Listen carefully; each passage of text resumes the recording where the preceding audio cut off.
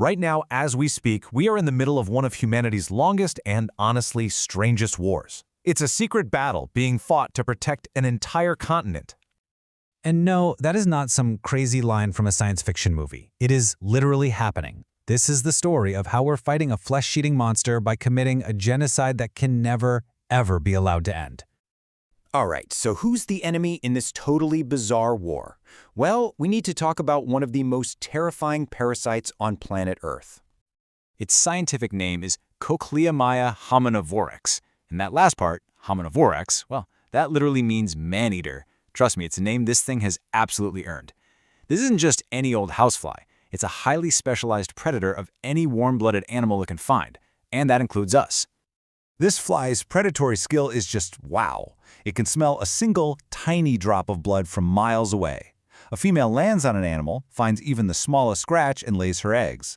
But here's the horrifying part. When the larvae, the screwworms, hatch, they don't eat dead tissue. Oh no, they eat healthy, living flesh, burrowing deeper and deeper, making the wound bigger, which of course just attracts more flies. You know, for most of history, this was just a horrifying fact of life in the Americas. There was simply no way to fight it. And then, of course, we humans made it so much worse. As farmers and ranchers brought millions and millions of cattle to the Americas, we accidentally created an all-you-can-eat buffet for the screwworm. It exploded from a natural horror into a multi-million-dollar crisis, causing unbelievable suffering for the animals and just devastating losses for ranchers. And here's the thing. Nothing worked. I mean, think about it. You can't just spray pesticide into a living animal's wound. And there's no way you can keep millions of cattle from getting a single little cut or scratch. It was completely hopeless. The screwworm was winning, hands down. But then, in the 1950s, two scientists had an idea. An idea so wild, so out there, it sounded like it was ripped straight from a comic book, and it would change everything.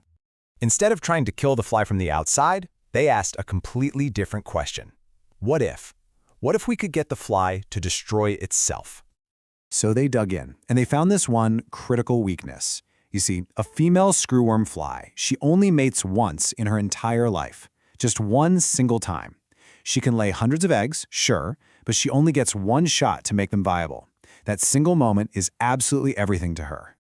And that one little weakness led to this absolutely brilliant, almost diabolical plan.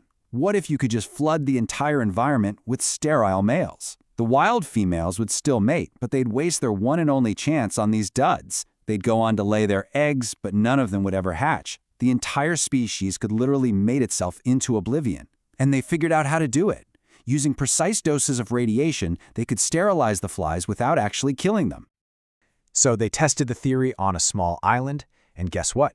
It worked. It actually worked. So it was time to scale up. It was time to declare all-out biological war. And when I say scale up, I mean the scale is just mind-boggling. A single factory in Texas was tasked with producing 150 million sterile flies every single week. And to breed them? Oh, it's so gross. They needed 70 tons of this disgusting sludge of ground meat and blood every week. All of it kept warm so the larvae would think they were inside a living animal. Apparently, the smell was so bad that airlines at first refused to transport the flies until their boxes were sprayed down with cologne. But here's the incredible part. It worked. It really, really worked. Slowly but surely, this wave of sterile flies just rolled south. First Florida, then the entire US, then Mexico. And then by 2001, all of Central America was declared screwworm-free. It was one of the greatest scientific victories over a natural horror in human history. And then in 1988, the war suddenly went global. The screwworms somehow hitched a ride to Libya, and the stakes just went through the roof. In parts of Africa, where medical care can be hard to come by, an invasion like this could have caused untold human suffering. It was a global emergency. In a massive international effort, millions of sterile flies were flown in, and incredibly, they stopped the invasion in just 4 months. But the war wasn't over. Not even close. You see, South America, it was just too big, too vast, and politically complex to conquer the same way. So they needed a new strategy, a permanent line of defense. A deal was struck with Panama. Right there, at the narrowest point of the entire continent, they would build a biological wall. an invisible, permanent barrier made of sterile flies to prevent the screwworm from ever flying north again. And that brings us right back to today. Every single week, that factory in Panama produces 100 million sterile flies that are dropped from planes, maintaining that invisible wall. It's a war that literally never stops.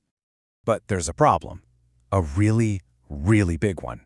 After decades of almost perfect success, that biological wall, it's failing. This isn't just a theory. In 2016, the fly somehow jumped the barrier and made it all the way back to the Florida Keys. And then, in late 2023, the wall itself was breached, sparking what officials are calling a parasitic firestorm across Panama and into Costa Rica. It is a full-blown biological emergency, and that factory is running at absolute maximum capacity, trying to fight it back. So this 50-year-old war is not over. Humanity won some incredible victories, pushing this monster back across a continent, but the enemy is just relentless. And it really leaves us with this huge question. When you're in a battle against one of nature's most horrifying creations, is victory ever truly permanent?